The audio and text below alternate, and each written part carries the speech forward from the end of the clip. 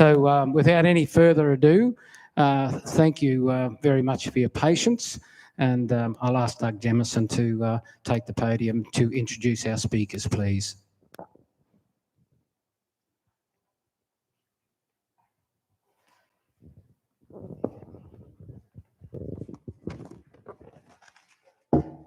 Thanks very much, Greg. Welcome, everybody. And we're now into November, the month when we remember the sacrifice of young men and women in both World Wars I and II, as well as several other wars in which Canadians participated.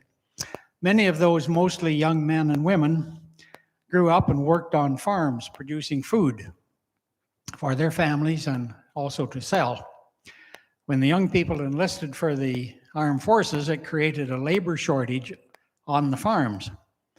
This morning we have two speakers who are going to tell us about the Farmerettes, a government-run program whereby girls could volunteer to work on farms needing help.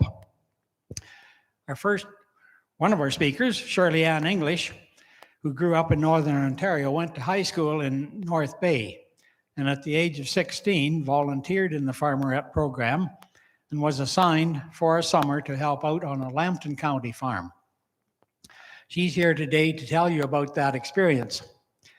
Following high school, Shirleyan graduated from Western University, University of Western Ontario back then, with a degree in honors journalism and had a career of more than 30 years working for the London Free Press, plus public relations work for school boards in London and Peterborough. She's a past president of the Garden Club of London and a judge in both horticulture and floral design. And she's competed internationally at the World Association of Floral Artists, won third prize at the 2017 show in Barbados. In her spare time, she reads fiction, nonfiction, enjoys crossword and jigsaw puzzles, and was an avid curler and traveler with her husband, Doug. Our second speaker is Bonnie Sitter, moved to Exeter in 1986 from Deep River, where she operated her own travel agency and has had a career spanning 40 years in the travel industry, retiring in 2008. She enjoys reading, bicycling, canoeing, cross-country skiing. After retiring, she developed an interest in photography, which led into book publishing. Excuse me. She also regularly writes articles for the Rural Voice magazine on history, nature, and agriculture, usually involving photos that she has taken. She has co-authored 2 books on farming in Huron County and family farm history with Telfer Waig of Neustadt, and Onion Skins and Peach Fuzz, on the screen behind me, Memories of Ontario Farmerettes, with Shirleyan in 2019. Her most recent endeavors include the history of 2 CPR school cars, which provided educational opportunities for children in Northern Ontario, remote locations. Copies of her books are available for sale following their presentation. Some of you may have noticed that already. Please give a nice PROBUS welcome to Shirleyan English and Bonnie Sitter to present their story.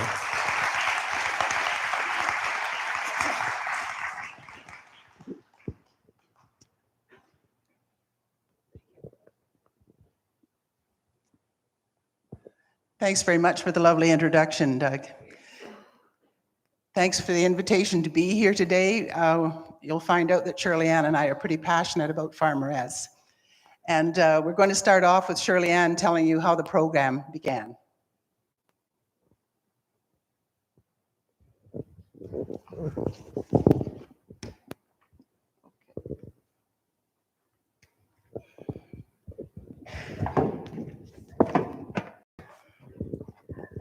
Well, as just been mentioned, this is just to give you a brief review of how this all started. The Second World War began in September 1939, and by then most of the crops in Ontario for that year were finished or being harvested. But farmers, always looking ahead to the next spring, must have been at the least concerned and at the most feeling some panic when large numbers of young men working in farm labor began to enlist. Something had to be done immediately to ensure a steady supply of workers and fresh food wouldn't be produced the following summer. So the provincial government stepped in and established the Ontario Farm Service Force to recruit workers from all levels of society. The motto was, "We lend a hand." Now, when I say all levels of society, the ages they aimed at were from 12 up to 85. And from out of that number, they formed 7 brigades to cover them all. The Children's Brigade, Farm Cadets, Farmerettes for girls 16 to 18, a Women's Land Brigade for young women who were not in educational institutions. Then there were the Farm Girls Brigade for girls who grew up on farms. There was a Holiday Service Brigade, and that was for people who didn't have a lot of time to help out, but would help out in the holidays. Maybe give themselves a week or so, or sometimes up to a couple of months, they could go and work on a farm. And then there was the Farm Commando Brigade for all those who were unable to leave home but willing to spend time to help a nearby farmer and then would return home at night. The Farmerettes ended up being the largest group. They ended up in the 11 years from 1941 to 52, 20,000 girls went through this program. The recruitment was quite ingenious because they did it through the high schools. So field staff visited the schools and they talked about farm work. Posters were extolling the program were distributed and announcements were made, came over the school's address system. But there was another rather inspired inducement. They offered students who had pretty good marks the chance to avoid writing their final examination if they promised to sign up for 13 weeks in the summer. Now, some teachers question the advisability of this, of course, because students would have to leave school by the end of May. But thousands of students were absolutely delighted with the offer.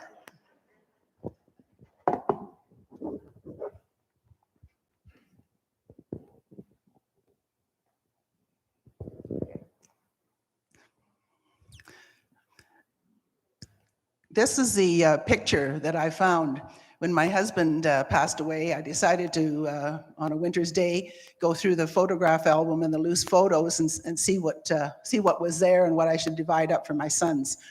So this picture showed up and I thought, doesn't look like any of Conrad's cousins. Don't recognize these people, but maybe there's names on the back. But of course there aren't because everybody knew who they were. So this picture had come from the family farm at Thedford. And my sister-in-law had given it to my husband. So on the back, no names, but it did give me a hint. It said Farmerettes about 1946. And I thought, well, I don't know anything about the Farmerettes. People never talk about the Farmerettes. What was that all about? And I vowed that I was going to do some research and find out some more. So that's what I did. And the research took me a lot of different places. First of all, a girlfriend was from Blythe, Ontario, said, "What are you up to?" And I said, "Well, I'm looking for information on farmerettes." And she said, "Would you like to speak to one?" And I said, "Yes." And she said, "Well, my mother was a farmerette in 1946 at St. Catharines." So I met her and discovered that she had written 17 letters home to her family that summer. And she had saved them and given them back to her daughter, who still had them at nearly age 90. I got to read the 17 letters and gleaned quite a bit of information from that. And the search took me many different places, but when I had enough material gathered, I wrote an article for the Rural Voice. And a lady in London had a subscription to the Rural Voice. She read the article and passed it to another friend, and that friend read it, and she said, I think Shirleyan said she was a farmerette. I'm going to pass it to her. So Shirleyan was indeed a farmerette. And she was so moved by the article that she wrote a letter to the editor, and it was published in August of 2018. I read her letter and thought, I've got to find Shirleyan. She had worked on my in-laws' farm in 1952 and dated the man that became my brother-in-law. So we could have been sisters-in-law instead of co-authors. Anyway, in her letter to the editor, she said that it was the best summer of her life. She really enjoyed working on the farm. So I contacted Shirleyan, and in our conversation discovered that in 1995, she had put an ad in papers across Ontario saying, if you were a farmerette, get in touch with me. I would like to write an article. Nearly 300 ladies wrote to Shirleyan. A lot of them said, send me the questionnaire. What do you want to know? Call me, I'd like to help. But there were some letters that gave details of what it was like to be a farmerette. So when I found that out, I said to Shirleyan, do you still have the letters? And she said, I think so. I said, well, dig them out. We're going to write a book. I didn't ask her if she would like to write a book. I said, we're going to write a book. And she said, okay. So that's how the black and white picture came about that changed my life.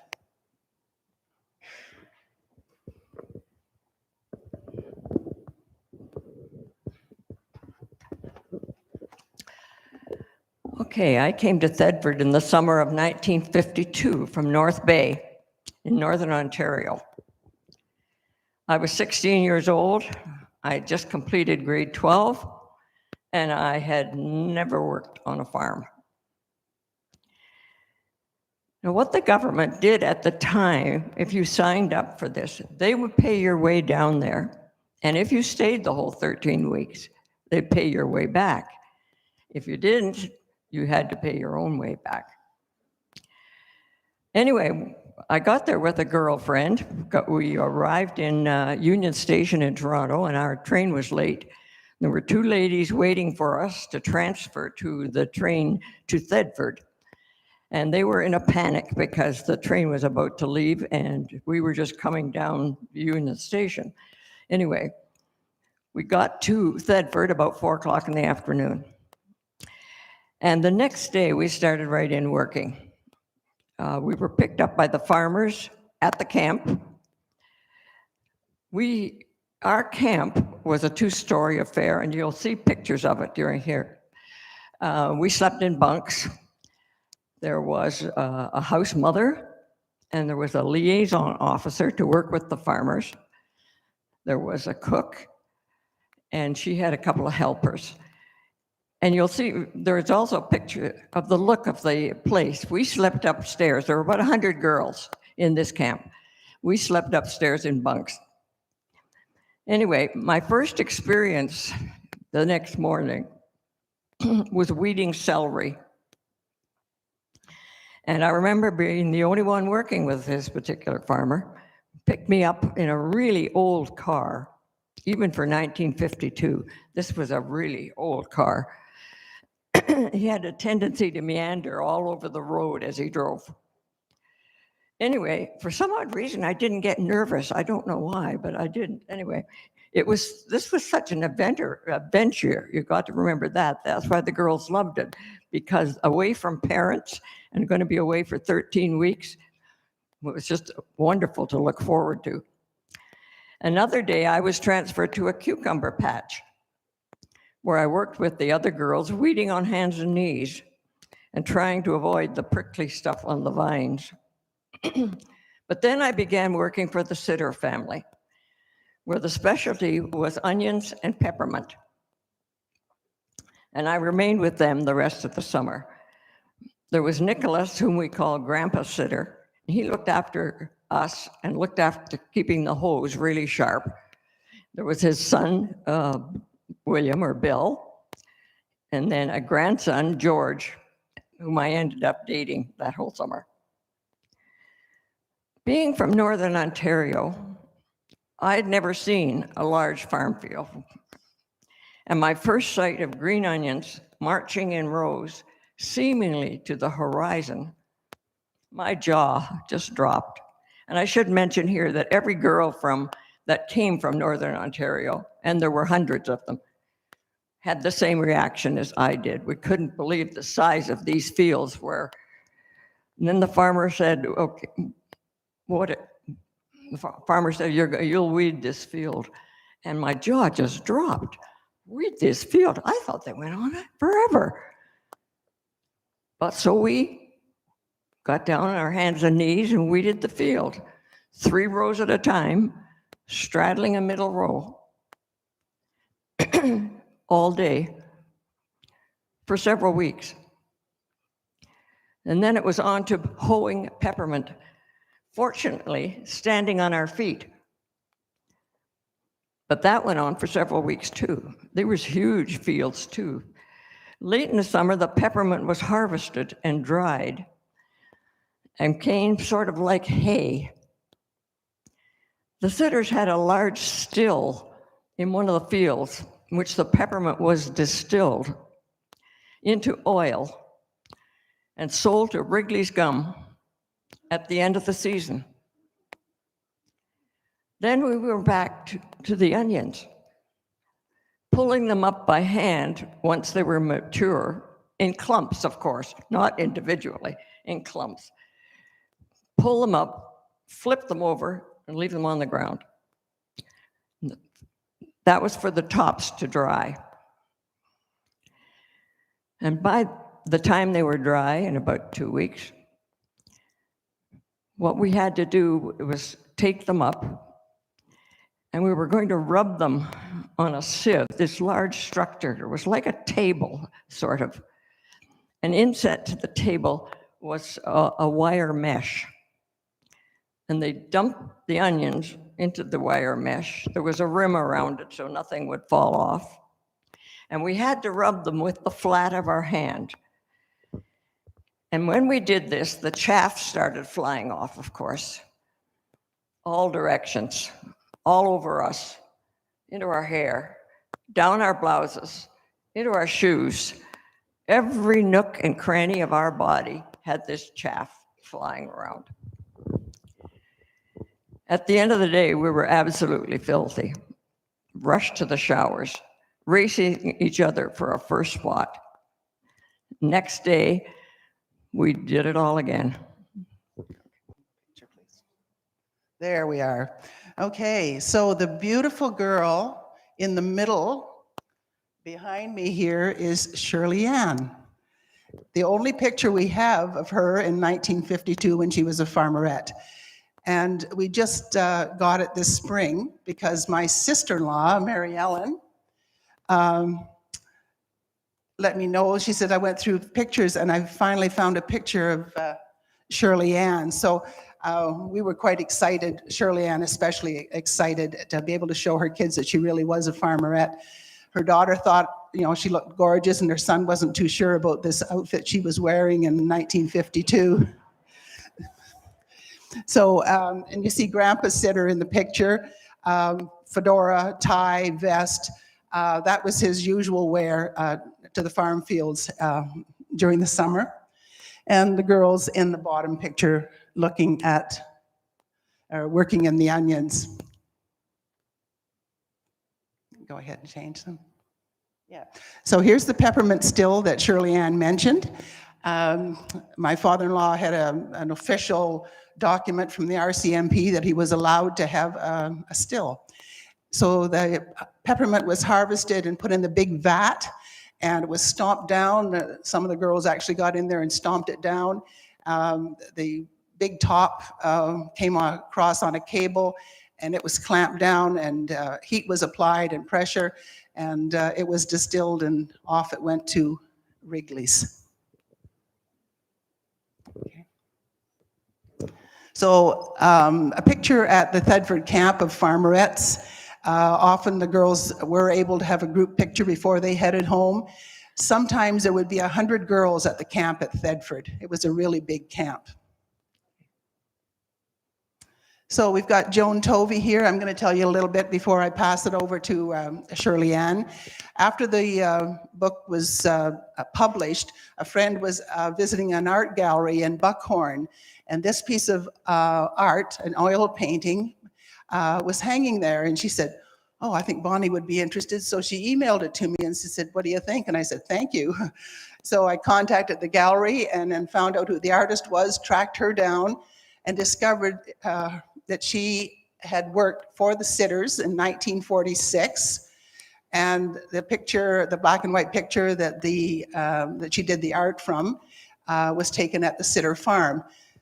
So she had missed being in the book, but I said, if you send me a digital copy, I'll make a bookmark. So there's a bookmark to go with any books that are purchased at the back. She's got an interesting story, and Shirleyan's going to read a little bit of her letter. Joan and her friend, Peggy, were from Aurora, and they came to Thedford in 1946. They started working the next day. They worked all day, all of the month of July. And she says we became quite able to deal with the work and the heat. And sometimes on weekends, we were treated to a day at the beautiful Ipperwash Beach. And so the other hot spot for us was Grand Bend. Grand Bend, I don't know if any of you remember at all. Grand Bend at that time had a beautiful dance hall. It was called the Pavilion, and it was right down on the beach. And in those days, of course, we had a live band and a lot of dancing on Saturday nights. That's what you did, you know. Anyway, Joan had something else happen to her too. She said the work in the fields went on, and one day in July, we were weeding and hoeing. We saw in the distant adjacent field some figures also working. And the rumors went around, and we wondered who these people were. Somebody spoke up and said, "They're German POWs." She seemed well informed, so we became quite nervous. At lunchtime, the distant figures got close and eventually came to the fence. Of course, you see 10 teenage girls, relatively scantily dressed for the time. Anyway, you will find in the pictures we rolled up our shorts or overalls just as high as we could get them to get a better tan, of course. Anyway, these young men were healthy looking, and they started calling and whistling to our group. Probably about 10 farmerettes that day. We all ignored them, of course, you know, and they went away, back to work in the next field. But the next day, the POWs came to the fence again. And this time, 2 of the older, braver girls talked to them. And as the week went on, eventually we all talked to them at the fence. They were sailors captured from a German submarine by the British Navy. And the British sent them to Canada, where there was more space and more food for their internment. They seemed to like Canada, but were anxious to go home, of course, and we did feel sympathy toward them, but we never saw them again after that week.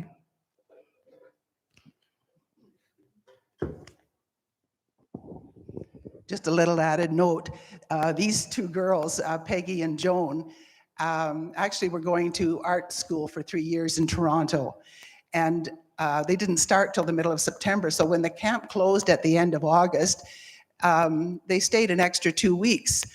And I had asked my husband's cousin, Jean, I said, "What do you remember about the farmerettes?" And she said, "Not much, but there was 2 farmerettes that stayed an extra 2 weeks, and they slept in my bedroom." So there was the 2 girls that had stayed with my husband's cousin. So, and Joan is still painting. Peggy's passed, but Joan is still painting and selling her oil paintings. So, go on to the next one. So if you would like to pick some asparagus, this would be the position that you would be breaking your back.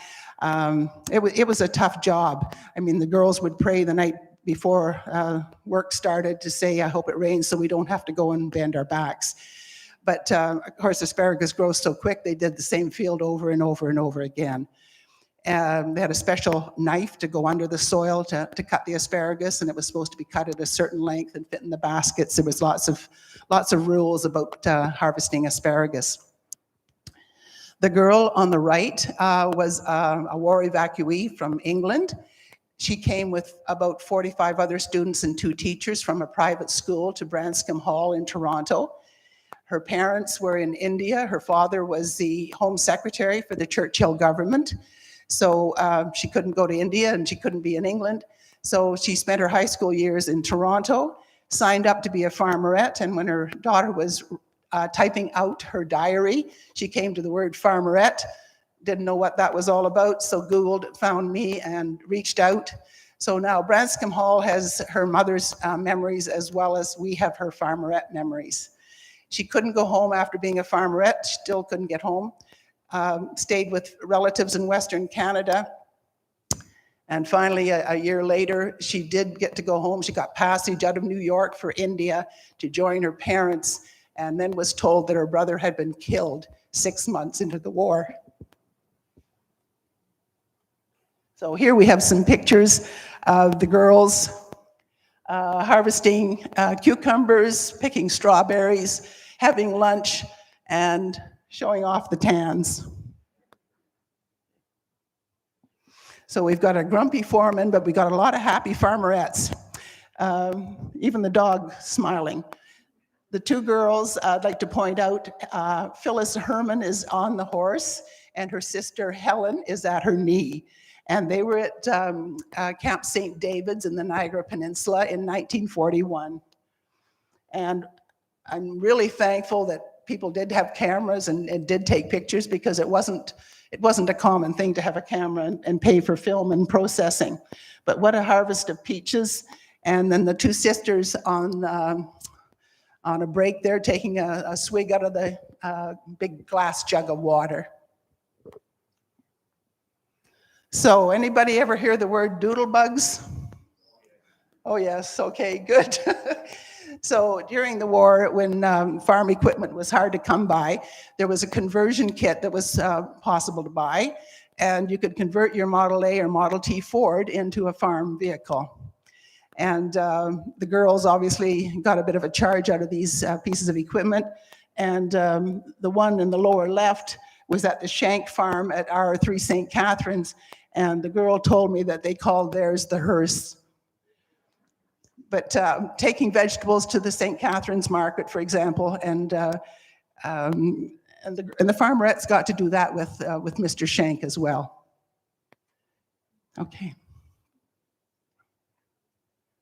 So Peggy Burt, lower on the left-hand side, is a girl from London. I have phoned some people with the family name Burt, trying to find some of her relatives, because we have some lovely pictures of her. Anybody recognize the name Burt and knows anything, I'd love to hear from you. You can see she's got her harness on, so she clipped the basket to the harness, so both hands were available to pick the peaches and apples and fruit. Some girls got to drive teams of horses. There was a shortage of equipment. Horses were still being used on the farms, pulling the wagons that the spray equipment would be on. I've got a picture of Peggy doing that very thing. Girls had a bit of fun taking pictures of the outhouses. Many of them weren't familiar with them, I guess. It took some effort to get up on top, obviously, to get that picture. The largest outhouse mentioned in the book had 9 holes. The next one had 7.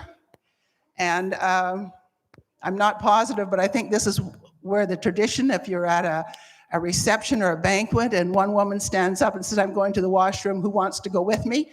This is how it started. So on the left, we have Farmers Picnic at Huttonville. And the Farmerettes were invited to a picnic and share the food. You can see they've each got an empty Coke bottle in front of them. One girl said that their house mother told them that when they hitchhiked, always to hitchhike in, in 3s or 4s, and carry an empty Coke bottle in case anybody got friendly. You could bop them over the head with a Coke bottle.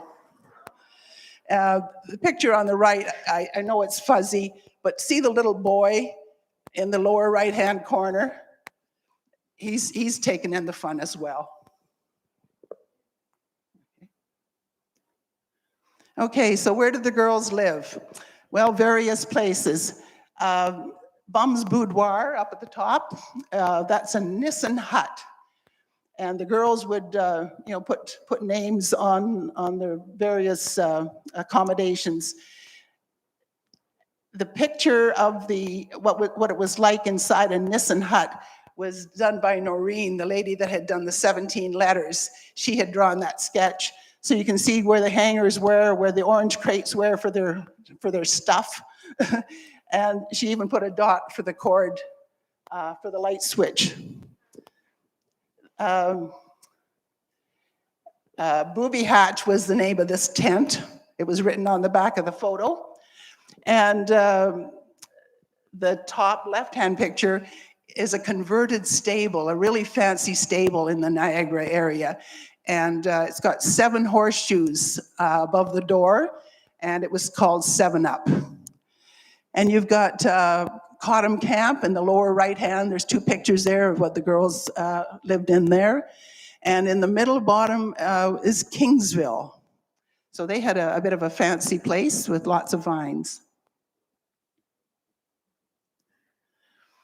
So this, recently I found a farmerette in Kitchener. I was speaking to someone and they heard me speaking and they said, my mother was a farmerette and she's still alive. So I got her story and she had these pictures from 1944. And there she is, the one arrow pointing to her as they're, I guess, cleaning up the Nissen hut. So some girls did work in grain farms, but it was mostly market garden farms. And we've got some grapes being harvested, and I don't know if anybody realizes how much celery was grown at Thedford in the bog, but train carloads of celery was shipped out of Thedford. It was quite amazing how much celery was grown there. So there was a few boys helping the girls there. And some girls worked on private farms. You didn't have to actually go to a camp, although there was nearly 60 government camps. There was smaller farm camps. Girls in the book talk about riding their bicycles out of Toronto to near the airport on Monday morning, living in a trailer, having their meals and washroom facilities in the farmer's house, and then riding their bicycle back into the city on Friday night. So they had intercamp get-togethers. Looks like a wiener roast there. If there was rain, there was farmerettes playing in a puddle. They joined local baseball teams and participated in sports. And if you were lucky and your dad had a truck and you could get your bicycle to your camp, you didn't have to rely on your thumb for hitchhiking. So Diane McCracken, as she is today and as she was as a farmerette, anybody remember those gym uniforms? She's a lovely lady. When she went to camp, she actually rode on the Cayuga from Toronto over to the Queenston area. And the trip took 2 hours. It was $1. It was paid for her. There would be cars and bicycles and dogs and picnic baskets. It was a really big tourist attraction. When the QEW opened up, the means of getting across the water slowly faded and it stopped. but Diane is the fourth one from the left with the white coat on. So we're away from home, something we'd never do at home. We got all these girlfriends, all these beautiful girls. Let's have our shower, get wrapped in a towel, and get our picture taken. And obviously it happened at more than one camp. And we've got the proof. So we know where Bessie Still was on the day the war ended in Europe. May the 8th, 1945. She was at Camp Fenwick, and she traveled across to the United States. And this is what the travel permit looked like.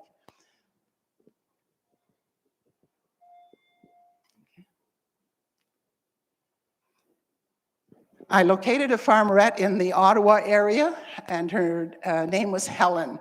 And I reached out to her, and I asked if I could use her letter. And she said yes. And I said, do you have any photos? And she said, yes, I have a photo album. And she said, you know what? She said, I'm going to give it to you because it won't mean anything to my kids. So the photo album came to me, and that was in September. And unfortunately, she died in October. And her son wrote to me at Christmas time from British Columbia to tell me that she had passed. So it was just, you know, a month. If I'd been a month later, I wouldn't have gotten pictures in her story. Anyway, Bessie, that's marked up there, I realized from her letter that she had been at Camp Fenwick in 1945. So I sent the scan of the picture to her son in Coe Hill because he had bought the book. And I said, can you pick out your mother in the picture? And he said, I sure can. And he was delighted. But he was delighted in another way as well, because he contacted me to buy a book in the first place. And he said, I know my mother was a farmerette, but I don't know her story.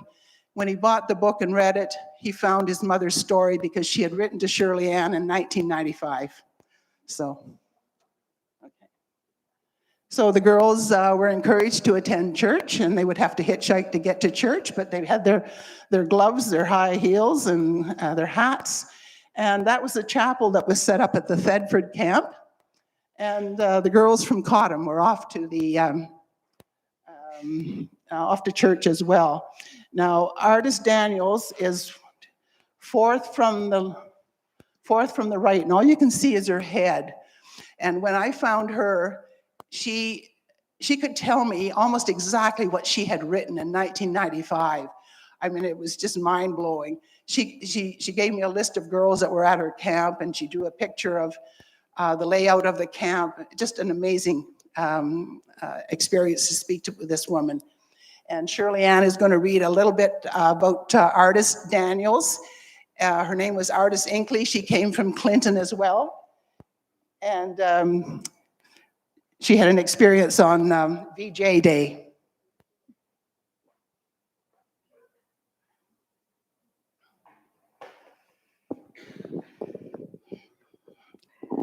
On VJ Day, that's victory over Japan, we convinced Eli, our farmer, that we should have a holiday.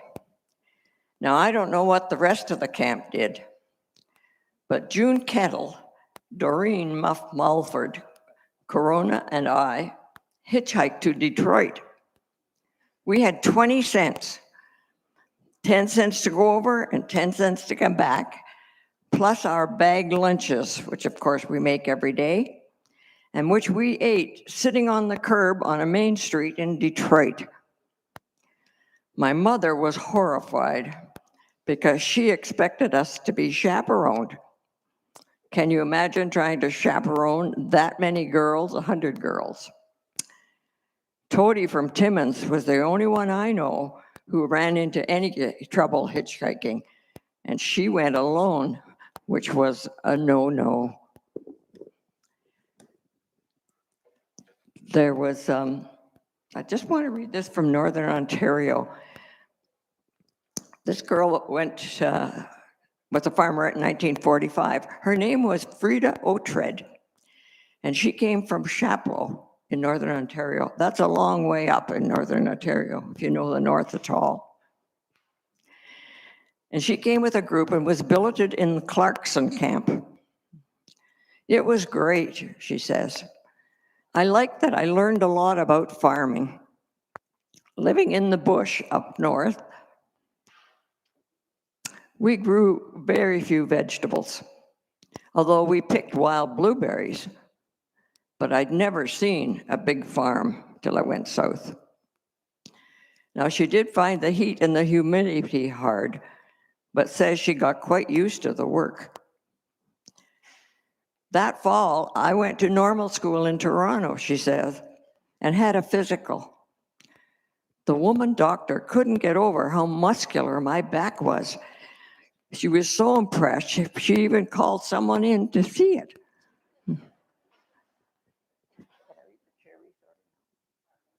Okay.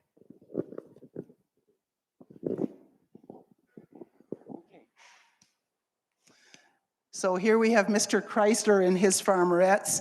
The girls on the left are twins. They missed being in the book as well, but through network of researching, I found one of their relatives in Toronto. So they've got the cat and the dog going to work as well.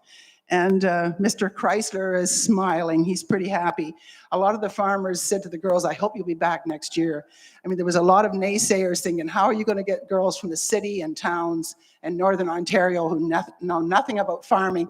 This plan isn't going to work, but it obviously did work. So now we have Miriam, and Miriam lives in Listowel. And I got to go up and interview her and pick up some of her memories. And Shirleyan's going to read a story. Miriam, cherries.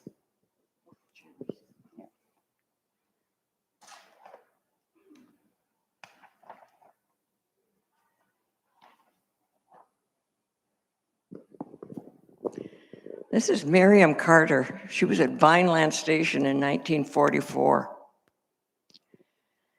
She was there for 13 weeks in the summer of 1944, and that summer was a bumper crop of cherries. So many that our farmer was unable to sell all his crop. So he told us that a nearby railway would deliver 3 baskets of 6 quarts each in those days to Toronto for $1. What a bargain. My mom loved cherries, so I spent $1 of my hard-earned $8 a week for my mom. Then I thought, maybe I could make it $2. But then I splurged and spent $3. So, on the hottest day in July, no air conditioning or freezers, of course, Mom had 9 baskets of cherries on her doorstep. She called all over Toronto for friends to come and get one. I bet she could have killed me.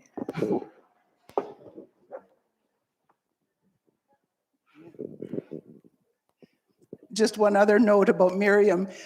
In one of the anecdotes in the book, she said that Emma Woykin spent 2 weeks at the farmerette camp. And you won't remember the name, but you'll probably remember the name Igor Gojinski. What is it?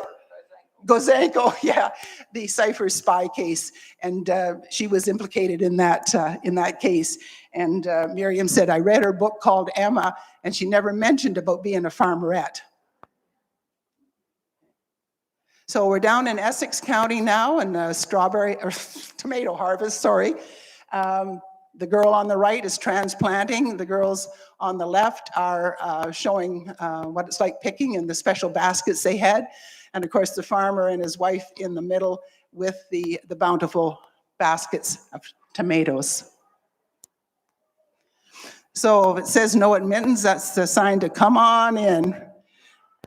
These girls have their bathing suits on underneath those spring coats.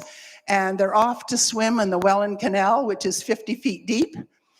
And so they took a picture, one of the girls took a picture of them going over the fence and a picture of the steamship lines with the cars of the era. And oh, we better have a picture showing us drying off too.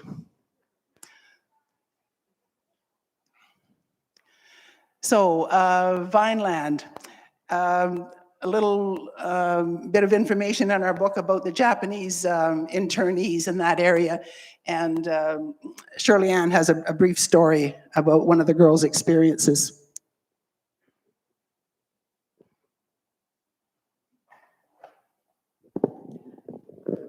This is from Catherine, known as Kit McKnight.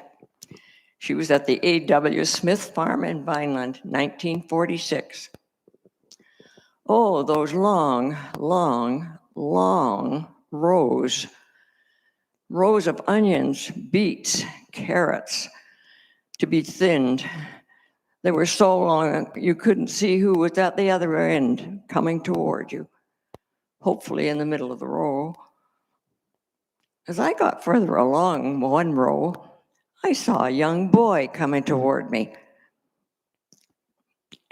And as he came closer and met me, to my great surprise, he was Japanese.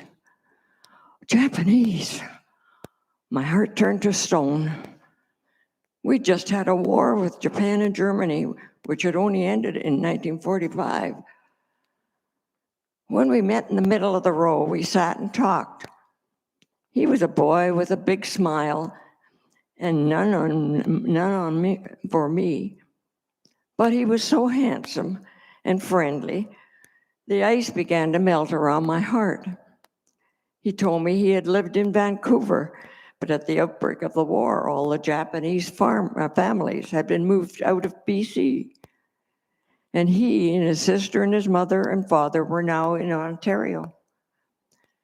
It was a good learning experience for me, as he and his sister had been born in Canada. Why, he was just much a Canadian as I was.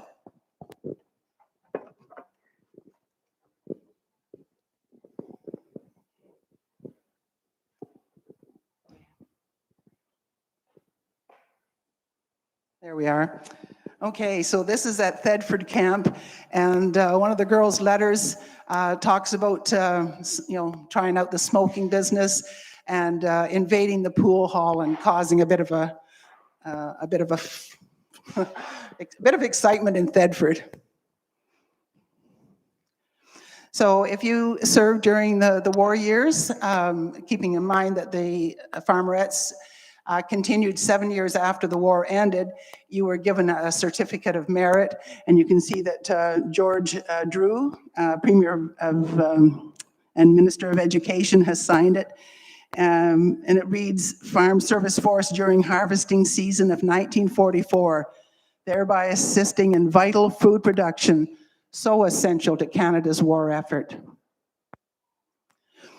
So hitchhiking time, and for a long time I thought there was 3 girls hitchhiking, but if you look carefully, you see the blonde hair and you see the extra hand and thumb out. And other girls just posing and having a remembrance. The camaraderie was really special. So Barbara Wilson, the girl from Simcoe that I found in Fort Frances, she took this picture in August of 1941 of the Rainbow Bridge being built. So really thankful that people took pictures. Bathtub time. Isn't it amazing how they fit in there and those beautiful legs? The only farmerette that we know the name of is Helen at the back with the glasses, and she was from Clinton. And it was through her daughter that we got this lovely picture. So some more girls doing various things. Peggy Burt, as I mentioned, with the horses and the spraying tank on the back. Celery, taking a break from picking, and then staking and suckering tomatoes. There was always a job. They were paid 25 cents an hour. Sometimes it was piecework, but usually it was 25 cents an hour, which I researched, and that was the going wage for farm labor. They paid $4.50 a week room and board, and keep in mind they were being fed 7 days a week. They made their own lunches to carry to the fields or the orchards. The YWCA was responsible for hiring the labor secretary, and they were quite often girls that had completed 1 year of university. They were responsible for finding out how many girls each farmer needed, and the girls were responsible for checking the list to see whose farm they were going to. The farmer might say, I need 10 girls for the next 2 weeks, and he would keep those same 10 girls. And Shirleyan mentioned she worked for the sitters for the summer. One of the favorite places to ride to and from the fields, on the fender with your legs wrapped around the headlight. So I was visiting Phyllis Herman, who became Phyllis Thompson, in Clinton one day, having lunch with her, and she pulled out her autograph book from Farmerette days, and I went through them and read all the the funny sayings, and I came to the one at the back, and I thought, oh my goodness, we have Bernice's letter in our book. And that was wonderful, because she has a really moving story at the last day of camp that Shirleyan's going to read.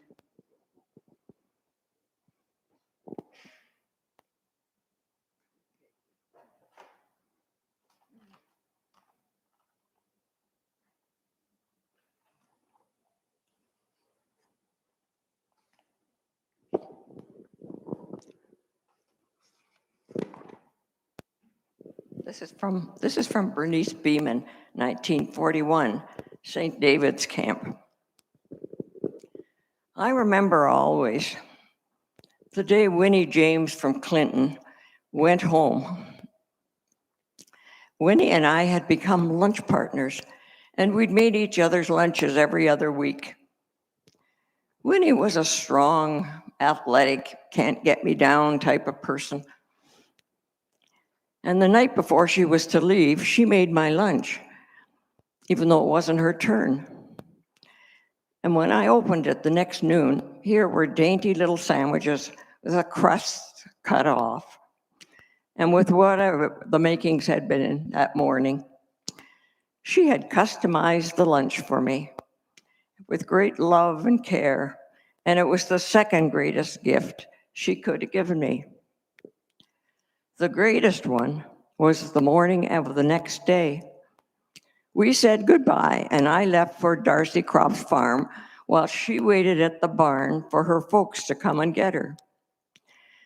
And she got them to drive her to Croft's, and she came and found me up in my fruit tree. And she stood there, and she sobbed and sobbed. Big, tough Winnie. That was the best memory I have of St. David's. Wonderful old Winnie, who could hardly bear to leave. It's a tearjerker, isn't it? Yeah. Okay. Yeah. And you're going to be on in a minute, okay? With Betty, okay? So the girls, of course, there was Miss Farmerette contests and that sort of thing going on. But here we have a Mr. Farmer contest. And Mr. Ernest Neff was the winner because he had the biggest feet, the best tan, and the most calluses. So they knew how to have fun. And Shirleyan's going to read you a letter that two sisters in London wrote about their mother being a farmerette. And Shirleyan's going to read it. I'll warn you, it's another tearjerker. This is about Betty Gordon Lewis, who was at St. David's in 1943. And the two daughters have wrote to Bonnie and I, Laura Lewis and Janet Lewis. Having learned that you hope to publish a book about the contributions of Ontario Farmerettes to the WW2 war effort, my sister Janet and I have been discussing and remembering our mother Gordon's experience as a farmerette at St. David's. Niagara Region, 1943. Betty conveyed two stories to us that we hope will interest you as you gather historical information, which honors this important rural history. The first story is one about the fun the farmerettes had amidst the day-to-day work in the harvesting orchards and fields. Our mother relayed to us repeatedly she had been voted as having, quote, the best legs of all the farmerettes in camp. And who did the voting? Well, we're never told that. But this story would make its appearance and reappearance over the years. As our mother aged, the circulation in both her legs and arthritis in her knees proved to make walking a veritable challenge. And with humor, when challenged by swollen legs that were increasingly heavy and non-compliant, she would assert, "Can you believe these legs were once voted the best legs at Farmerette Camp?" When considering this story, it seems that the comment allowed our mother to remind herself of a physically less challenging time, a time when her 17-year-old body was strong and able. Such comments conveyed to us that her summer experience as a farmerette continued to live with her throughout her life, ultimately offering her a humorous alternative narrative about her body, which challenged the pain and physical struggle she experienced as she aged. Our second story relates to her telling us about the dangers of hitchhiking. In her motherly way, of course, Betty would repeatedly tell Janet and I about the dangers of picking up hitchhike and to never hitchhike ourselves.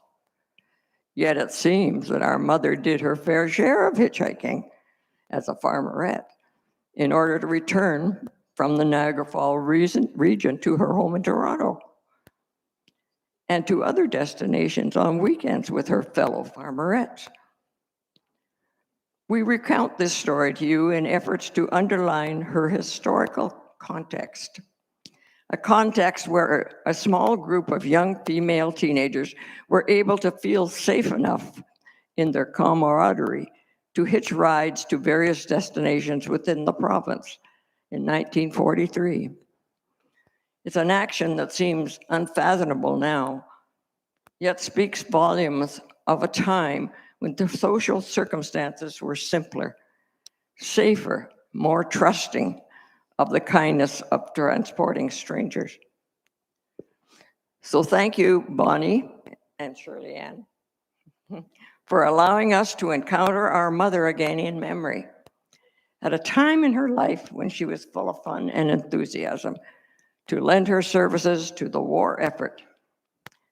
This encounter with her life history has allowed us to consider yet another dimension of the greatest generation and has reminded us that she's not only our mother, but also a young, hardworking, beautiful teenager who offered her working self one summer to the Ontario Farmerettes. Yeah, we're almost finished. I think we're running late. But I'd like to introduce Denise Powell. She's 98. She lives here in London, a proud farmerette. And pictures of her as a farmerette and the letter that she wrote to Canada Post to support our application to have a stamp or a series of stamps issued to honor the farmerettes. So they were called farmerettes, victory volunteers, camp girls, and soldiers in bib overalls. And a lady in her 90s sang this song to me over the telephone. She lived in Hamilton. And it's kind of a cute song. I don't intend to sing it for you, but it's got a bit of a surprise ending. So no messing around if you got to kiss right. And we've come to the end. And we...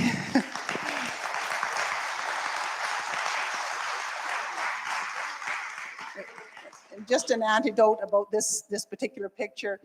We spoke in London at the London Historical Society, and some World War II veterans of the Navy were in the front row, and they stayed to watch this program. And a 95-year-old man got up at the end, and he shouted out, I mean, the room was full, "I remember the one in the middle." So there you go. Thank you.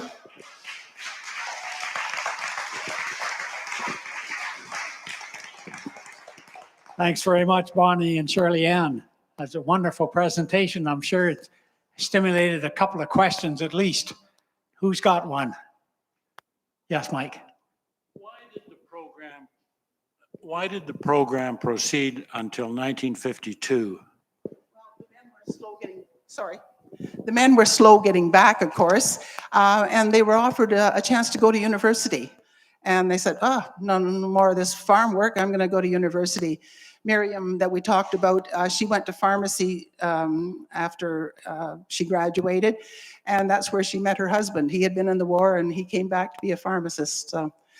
And in 1952, the families from Belgium and the Netherlands were coming with large families, and a lot of those people took over work that the farmerettes would have done as well.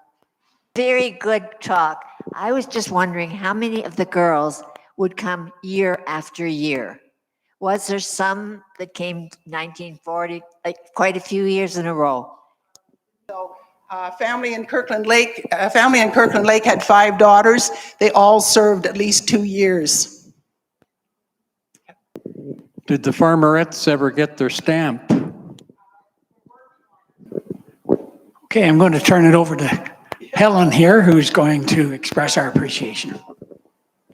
Thank you ever so much. This was really very interesting, and I really was delighted to be able to meet you ahead of time and work with you on getting this presentation working properly. So that was great, and wonderful to meet someone who actually did work on the farms. I think I have to ask my husband, because probably some of these locations he may have known something about. So that's really great. Anyway, here's our thank you to you for coming to see us. And I believe that you do have books available for anyone who would like to purchase them at our break. Thank you very much, Bonnie and Shirleyan. Thank you.